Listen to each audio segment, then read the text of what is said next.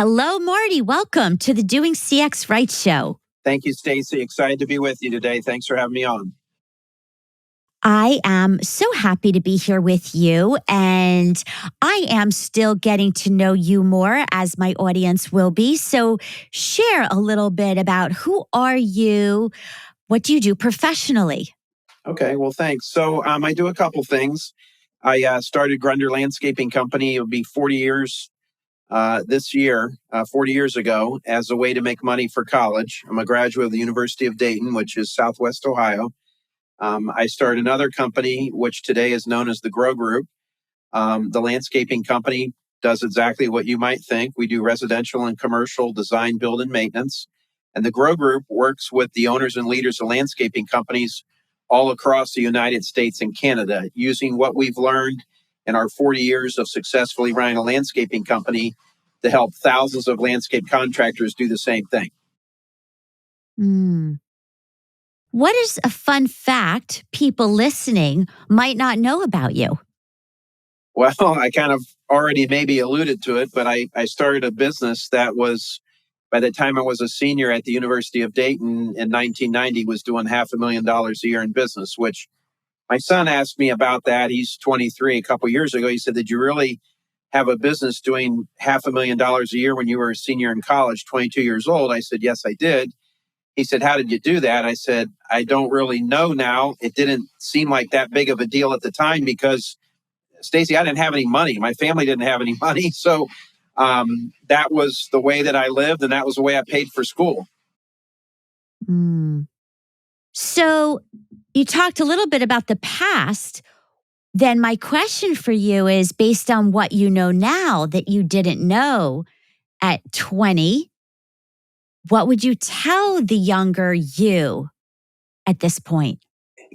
Man, we could probably take 20 hours on that. I often tell people, as a professional speaker as well, I often get asked to go into audiences and talk about my successes. And I say that's why they only gave me 45 minutes. If I were to talk about my failures, we'd be talking, for months. So there's a ton of things. But I think maybe the biggest thing, Stacy, would be just the simple concept of asking for help. I was like a lot of young people, lacked confidence, was afraid to ask questions, was intimidated, and just didn't ask questions. And quite frankly, I should have, because once I realized the power of asking questions and seeking out other people that had done what you're trying to do, it sure as heck made success a lot easier to find. The power of asking questions. That is gold. We're going to go on that for a few minutes. Before we do, let's talk about customer experience. What does doing CX right mean to you? And does it have anything to do with asking the right questions? Oh, for sure it does. I think when you're selling a service, be it landscaping, home remodeling, teeth whitening, an ice cream store, whatever it is, it's all about meeting what that customer wants. And, we often, I think in business, think we know what the customer wants, but we probably don't. And you have to ask. It's not really a good idea in business to guess. You can anticipate, you can do some things in the realm of customer service to try to guess. But at the end of the day, like a basic question, like our team would ask clients, what color flowers do you like? What day of the week would you like for us to mow your lawn? Doesn't mean that we can do it on that day, but it is nice to interview and find out, what you want. How would you like your steak done? What level would you like your car cleaned? I mean, we could go on for days about the power of asking questions as it relates to the power of a positive customer experience. So certainly asking questions goes a long, long way there. Absolutely. Now, your landscaping company won a lot of awards, and you've been recognized as an Entrepreneur of the Year. So clearly, you are asking the right questions, and customers are appreciating that. What have you done to actually deliver on the customer expectations to be recognized? Well, the thing is, I think, first of all, I'll give a little editorial comment. I think a lot of business owners make client satisfaction out way too hard. You had one of my great friends and mentors on your wonderful program a few weeks ago, Joe Calloway. And Joe Calloway and I get along well, probably because we have a lot of the same philosophies. We both think that a lot of businesses make customer satisfaction too difficult. The customer calls you, call them back. If they have a dead plant in their yard, replace it. I mean, we can go all the conferences in the world that we want, look for a magical silver bullet, the great new software piece, the brand new truck, the brand new piece of equipment, even the new employee. You know, all those things can help you do a better job. But at the end of the day, if you're not listening to the customer, and if you're not addressing issues, if you're not asking if everything's okay, if you're not following up, if you're not always have in the back of your mind that client may not be happy. A lot of the landscaping companies that we work with, Stacy, here in the Grow Group, they'll have a receivable problem where they'll have amounts past due out 30 days, 60 days, 90 days. And when I go and I look at their receivables, the first question I always ask is, do we have a receivable problem here, or do we have a client satisfaction problem? Like me, I pay my bills. The only reason I don't pay a bill is if I'm not happy. And, I've had numerous experiences just in the last year where I wasn't happy. And most of them had to do with silly little things. I subscribe to your newsletter. You keep sending me surveys asking me if I'm happy. I never got the newsletter. You never mailed it to me. And I've told your customer service rep repeatedly, and I get automated responses saying that we haven't heard from you, so we're going to close out the complaint. So I just think that if we reduce it, much to what Joe Calloway was speaking to you about, the basic blocking and tackling that somebody's happy, just don't overcomplicate it. Make sure you're doing the little things right first. Yes. Do the little things, get the basics right. Right. You talk about core values and relatability, that your team has real world experience running a landscaping company, and the importance of being relatable to clients and to prospects and to everyone you work with. Talk about some of those core values and what is important for listeners where they work. How does that impact the ability to be known and loved as a brand? Yeah. So we have two separate companies that I talked to you about. Relatability is actually a core value for the consultancy, the Grow Group. And the reason that that's a core value over there is consultants are teachers. And if you, as a teacher, cannot put yourself in your client's shoes, in your student's shoes, I don't see how you're going to ever be able to educate them. So us as teachers here in the Grow Group, and there's 5 people that work at the Grow Group, and then we have about 6 subcontractors that help teach our curriculum. We have to be able to understand what they're up against. It's the same thing in business at the landscaping company. That's not a core value at the landscaping company. That would fall under our quality area of the 4 core values we have at the landscaping company, which are quality, leadership, teamwork, and profitability. But relatability, and that is important just in that owners and leaders of any kind of organization, they get ahead by their ability to put themselves in their client's shoes, to put themselves in their coworkers' shoes. The amount of emotional intelligence they have, that they realize it's not about them. And I think that's the biggest thing about customer service.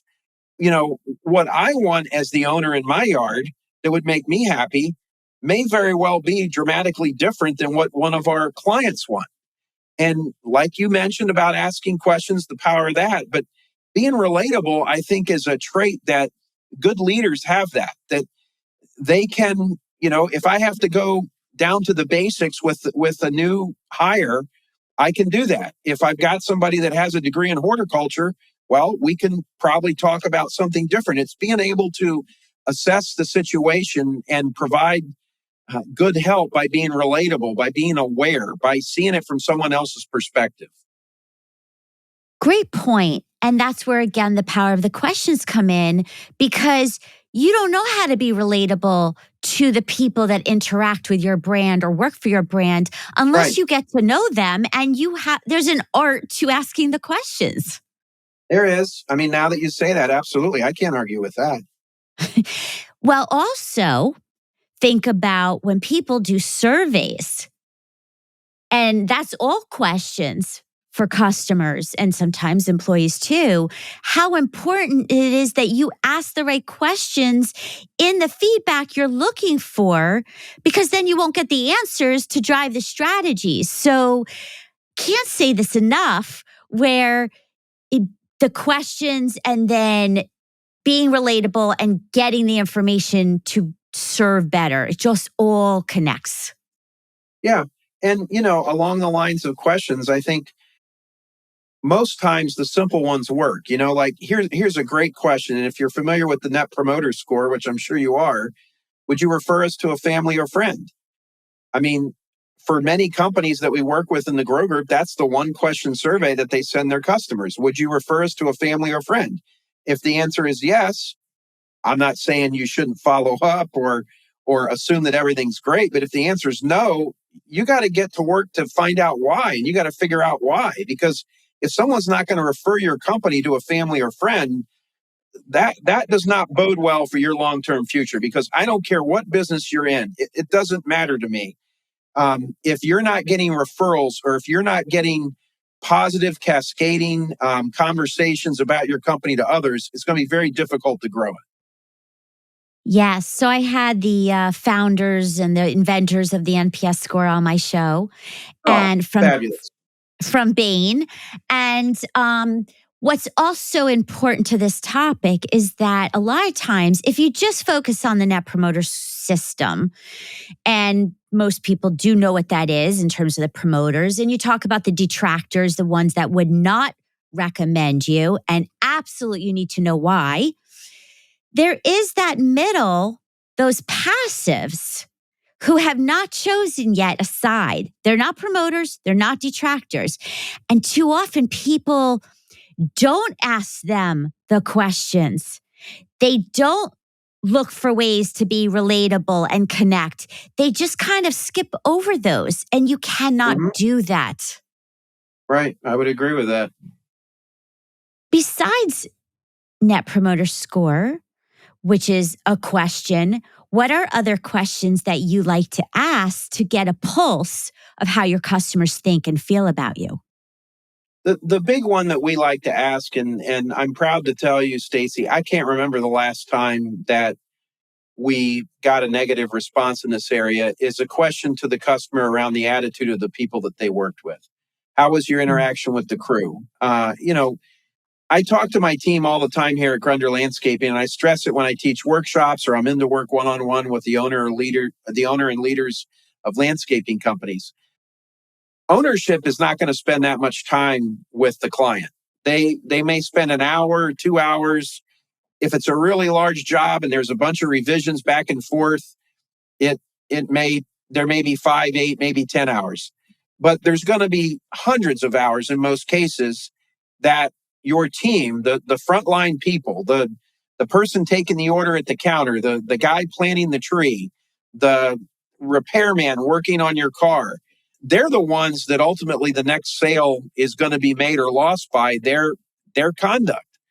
And when I was thinking about probably the most impactful thing I have to share with you today on your wonderful show, it's this concept around that your external customer service will never, ever exceed your internal customer service.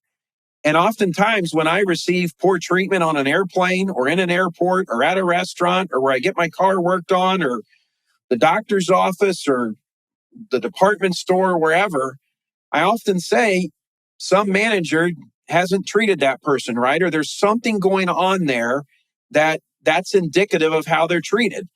And the question that we ask around attitude, that we get positive responses, I know that what we're doing there works. We treat our people with dignity and respect. If they have a question for us, we get back to them as fast as we can. And managers are trained that way. Because if you're not performing in a way that's great to your team, you're giving them license to give substandard work to your customers. And so we stress the concept of external customer service never exceeding your internal customer service, and the complementary concept of leaders have to be great at what they want their followers to be good at. I have to be the absolute gold standard at customer service here at Grunder Landscaping Company. Our slogan is where service is always in season.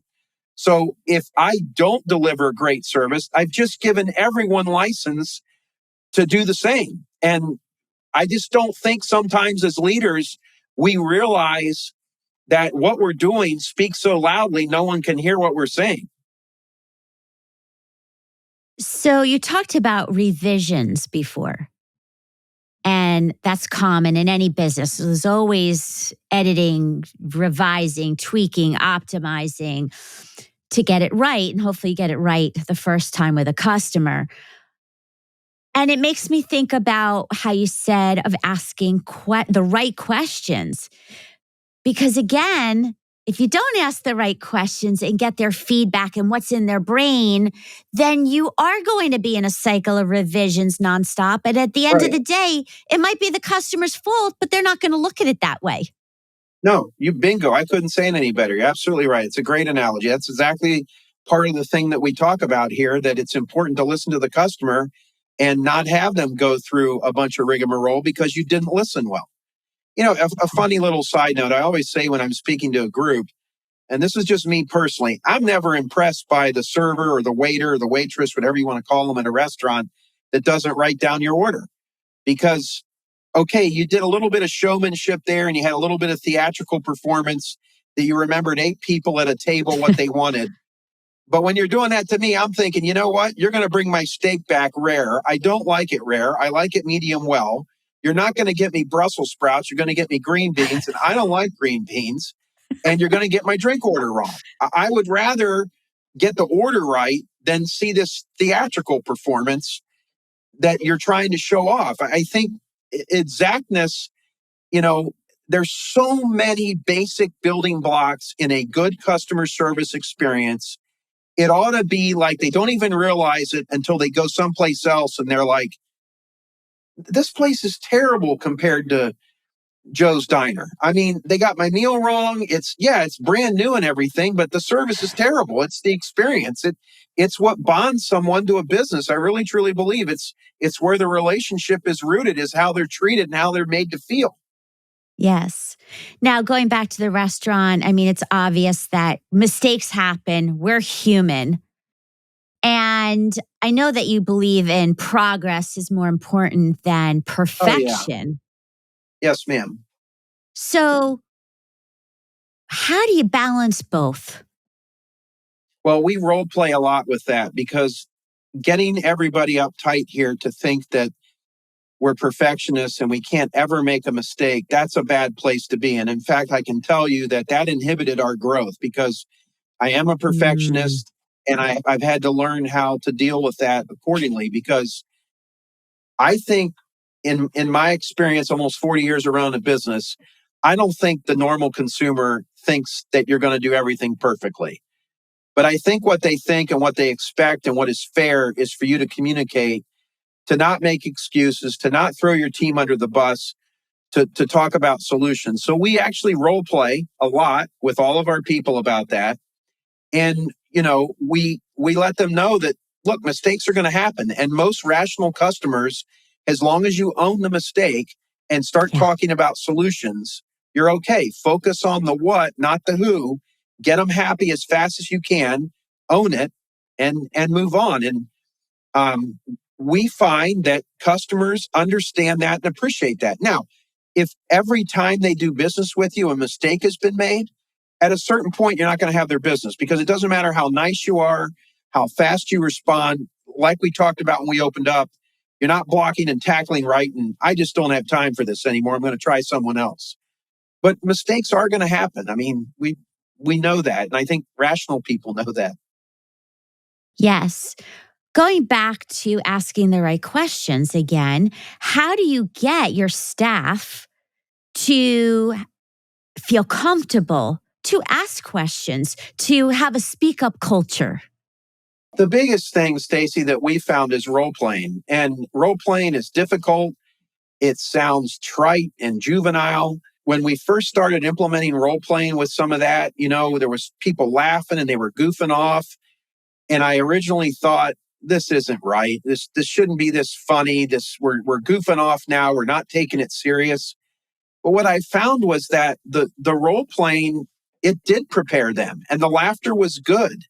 And when we look at the Navy SEALs, or we look at a tight end in the NFL running a route and catching a touchdown pass, or we look at Captain Sully that landed the plane in the Hudson River many years ago and saved 100 plus lives. They were in those positions in a role play. They practiced it. It wasn't real time, but it was the situation, to where when the situation presented itself, they could perform accordingly. So I don't think there's any better way than to, first and foremost, make sure your team knows you believe in them and you trust them. When you see them doing what you want them to do, call them out in front of everybody about it. Recognize the good performance, and then put them in role play situations so that they get more comfortable, that like a Navy SEAL, when the skill is needed upon, they can call on it. And it just happens naturally. Yes. Now, speaking of role play, I'm seeing a lot of technology come out where there's AI simulation, particularly in a contact center where a customer service agent is going to be able to role play with a simulation before they get on a first call with a customer. There's a lot of use cases with role play practice, building confidence. What about in your business and constant innovation? What does that mean for you? Innovation is just, I think part of it is just drive and desire to get better every single day, to not think that you're perfect, to not think that you have it all figured out. I think having a culture in your company or your department where you think you have it all figured out, that's very, very Mm, dangerous. yeah. Stacy, I'm not a kid anymore. I'm 55 years old. And I remember being 35 thinking, like, I should know this stuff by now. Why don't I know this? And now I know at 55, like, there's no universal owner's manual that we can open up and tell us how to do everything. There are Mm, new experiences all the time. I mean, there are some incredible lessons I've learned in the last 5 years that, yeah, it would have been nice had I known them when I was 35, but guess what? I didn't. So innovation is a mindset. It's about wanting to get better, and it's about not worrying about taking the credit for the successes. I think leaders should take the credit for the failure. I think you eat your failures and you celebrate the successes with the team. That's just my perspective on leadership. So innovation can mean a lot of things, but it's rooted in this desire that I want to get better. mm. Innovation is a mindset. Write that down, everybody. That is really good. Nobody Thank talks you. about it from that perspective. Well, we're coming to the end. I told you it goes fast. Yeah.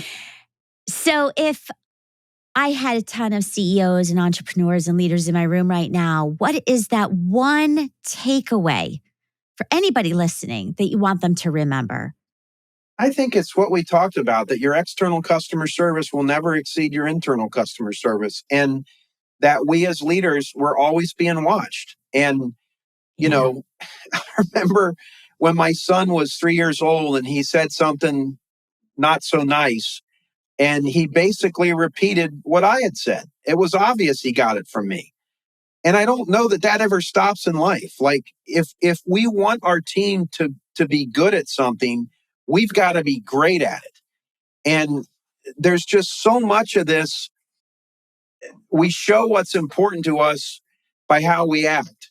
You say customer service is important, but you don't do the software upgrade to make it easier to document notes and follow up because it's another $500 a month and you're counting pennies and you don't think you can afford it. I mean, I could go on and on with the reasons. We've got to be able to see what's important to you as the business owner or department head, whatever it is, by what you're doing and what you're spending your resources on, your time. One last comment I will make. We often, as owners and leaders, see seminars or webinars, and we tell our team to go to the seminar or get on the webinar, delegating the training to someone else. And I sell webinars, I sell seminars, I get it. The leaders that I have the most respect for, Stacy, are the ones that go through the webinar with their team. They're the ones that go to the seminar, even though they may have been to it before, and they're right there with their team. You know, I heard Dr. John Maxwell many years ago say that there were two kinds of leaders.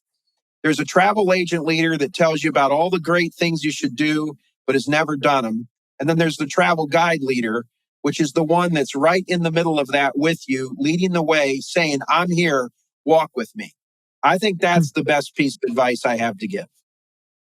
Wonderful leadership advice. Wonderful tips for people listening, whether they're in the landscaping business or any industry. These tactics are very applicable. So thank you for sharing them. Congratulations on your successes. And I look forward to sharing more of you, all that you've done in the show notes. And thank you for being here with us today. Well, you're very kind, and congratulations on your success too. Thanks for having me on. Thank you.